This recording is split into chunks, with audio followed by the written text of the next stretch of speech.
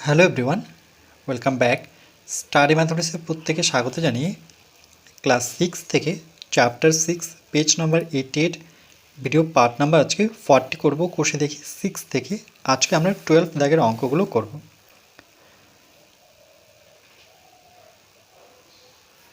মান খুঁজি এর প্রত্যেকটার বের করব। 1 নাম্বার 15 ভাগ 5/3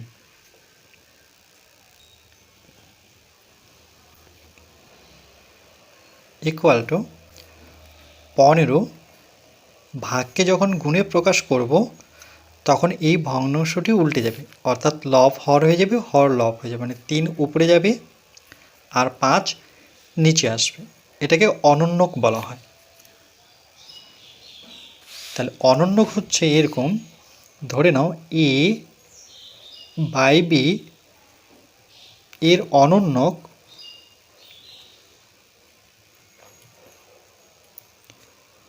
ভগ্নাংশটি উল্টে যাবে, অর্থাৎ যেটি হর ছিল সেটি লবের জায়গায় যাবে, যেটি লব ছিল সেটি হরের জায়গায় আসবে। এই নিয়মটা কিন্তু মনে রাখতে হবে।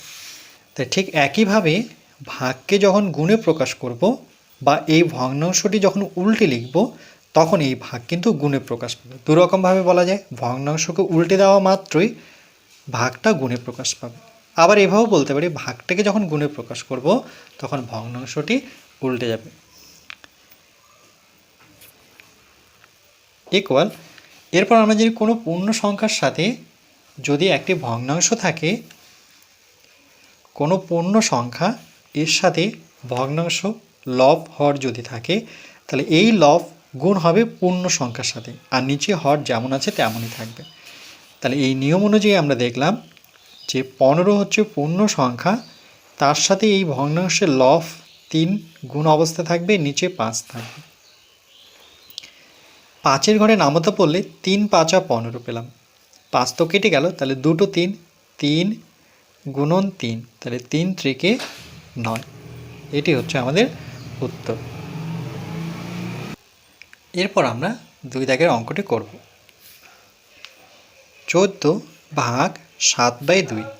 তাহলে 14 ভাগ 7/2কে ঠিক একই রকমভাবে প্রথমে যে পূর্ণ সংখ্যাটি আছে সেটি বসাবো, আর যখন এইটিকে আমরা ঘুরিয়ে লিখব মানে উল্টে লিখব তখন ভাগটি কিন্তু গুণে প্রকাশ পাবে। তাহলে অনন্যক করব, অর্থাৎ 2 উপরে লিখব আর 7 নিচে লিখব। মনে রাখবে যখন এটা করব তখন কিন্তু ভাগ চিহ্ন থাকবে না, সেটি গুণে প্রকাশ পাবে।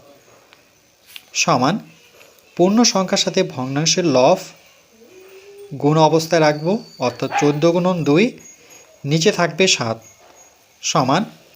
এবার 7-এর ঘরে নামতা পড়ব, 7 7, 7 2 14, তাহলে 2 গুণন 2, তাহলে এখানে বসাবো 2 গুণন 2, তাহলে 2 2 কত 4। এরপর আমরা 3 দাগের অঙ্কটি করব। 6/13 ভাগ 3 ইকুয়াল টু, প্রথমে যে ভগ্নাংশটি আছে সেটি যেমন আছে তেমনই বসাবো, অর্থাৎ 6/13 বসাবো নিচে। এবার যখন ভাগটাকে গুণে প্রকাশ করব আমরা, তখন কিন্তু এই 3-এর নিচে কোনো সংখ্যা নেই, মনে মনে আমরা 1 ধরব। তাহলে এটি অনন্যক হয়ে যাবে, 1 উপরে চলে যাবে, 3 নিচে আসবে। এরপর সমান চিহ্ন নেব। আমরা জানি ভগ্নাংশের লব সবসময় গুণ হয় আর হরগুলো আলাদা করে গুণ করব। ভগ্নাংশের লব দুটির গুণফল, ভগ্নাংশের হর দুটির গুণফল, প্রত্যেকটা নিয়ম কিন্তু আমাদের এই চ্যাপ্টার শেখা নিয়ম। তাহলে 6-এর সাথে 1 গুণ করব, আবার 13-র সাথে 3 গুণ করব। 3-এর ঘরে নামতা পড়লে 3 2 6, তাহলে উপরে থাকলো 2, নিচে থাকলো 13, তাহলে এটির উত্তর হবে 2/13। এরপর আমরা 4 দাগের অঙ্কটি করব। 12/19 ভাগ 6। ঠিক একই রকমভাবে 12/19 ভাগটাকে যখন গুণে প্রকাশ করব তাহলে এটি অনন্যক হয়ে যাবে। তাহলে 6-এর নিচে কোনো সংখ্যা নেই, মনে মনে 1 ধরবো, এই 1 উপরে, 6 নিচে।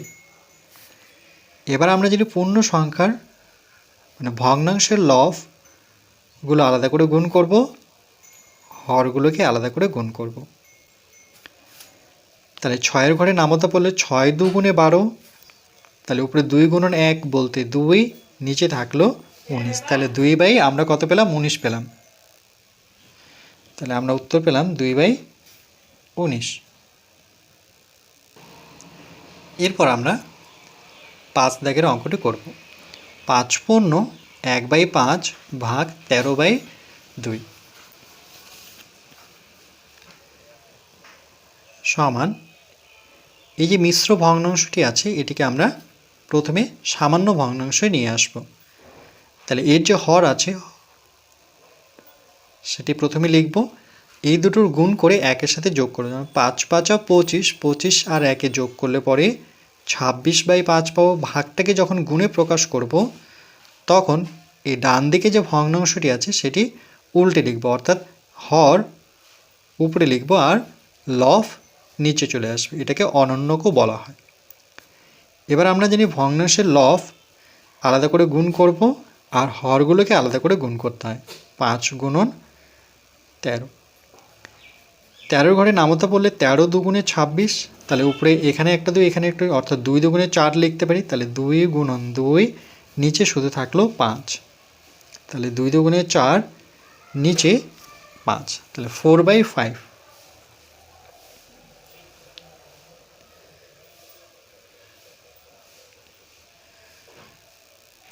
এরপর আমরা 6 দাগের অঙ্কটি করব। 2 পূর্ণ 2/5 ভাগ 1 পূর্ণ 1/5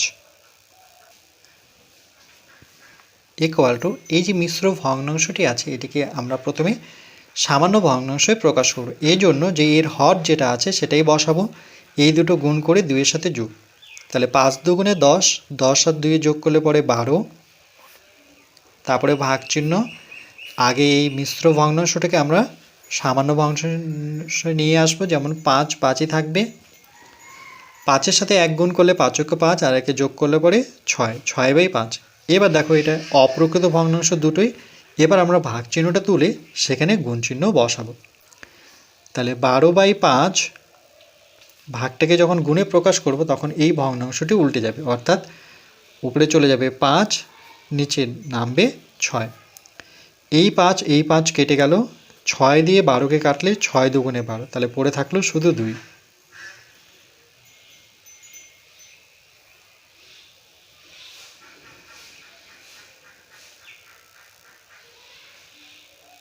এরপর আমরা 7 দাগের অঙ্কটি করব। 4 পূর্ণ 3/7 ভাগ 3 পূর্ণ 2/7 ইকুয়াল টু, প্রথমে এই মিশ্র ভগ্নাংশটিকে ভেঙে আমরা সামান্য ভগ্নাংশে নিয়ে আসব। তাহলে এর যে হর যেটা আছে সেটাই বসাতে হয়, এটার সাথে এটা গুণ করি, 3-এর সাথে যোগ, যেমন 4 7 28, 28 আর 3 28, 29 30 31, তাহলে উপরে বসাবো আমরা 31, তারপরে ভাগ চিহ্ন দেব। আবার একটা লাইন টানার পর যে হর যেটা আছে সেটাই বসাবো, 7 আছে। আবার এদের দুজনের গুণফল 3 7 21, 21 আর 2 যোগ করলে 21 22 23, তাহলে উপরে বসাবো 23। এরপর আমরা এই ভাগ চিহ্নটাকে সরিয়ে প্রথমে এই ভগ্নাংশটি লিখব 31/7, ভাগটাকে যখন গুণ করে দেব মানে গুণ চিহ্নে প্রকাশ করব তখন এই ভগ্নাংশটি উল্টে যাবে, অর্থাৎ 7 উপরে 23 নিচে আসবে। এই 7 কেটে গেল, এখানে তো আর কাটাকাটি যাচ্ছে না, তাহলে 31/23। যেহেতু এটি অপ্রকৃত ভগ্নাংশ মানে লব যেহেতু বড় হর ছোট, তাহলে এটাকে আমরা ভাগ করে নিই। 23 দিয়ে 31কে ভাগ করি, তাহলে 23 দুগুণে কিন্তু 40-এর উপাসটা চলে যাচ্ছে, 46 হচ্ছে, তাহলে সেটা বড় 1 দিয়ে যেতে হবে, অর্থাৎ 23কে 23 দেব। তাহলে 1টাকে 11 ধরতে হয়, 3 থেকে 11 অর্থাৎ 9 নামবে না, 3 থেকে 11 অর্থাৎ 8 নামবে, 8 আর 3 8, 9 10 11, তাহলে এখানে হাতের 1 আসলো, যেহেতু এটাকে 11 ধরেছে তাহলে এটা 3 হয়ে গেল, এখানে শূন্য তো বসাবো না। এই যে ভাগশেষটা দেখতে পাচ্ছি 8, সেটা ভাগফলে গিয়ে একটা লাইন টেনে উপরে 8 বসাবো আর এই 23টা আমরা নিচে বসাবো, তাহলে অপ্রকৃত ভগ্নাংশকে আমরা মিশ্র ভগ্নাংশ যখন প্রকাশিত করলাম, তাহলে এক্ষেত্রে আমরা পেলাম 1/8/23। 1/8/23 এটা 1।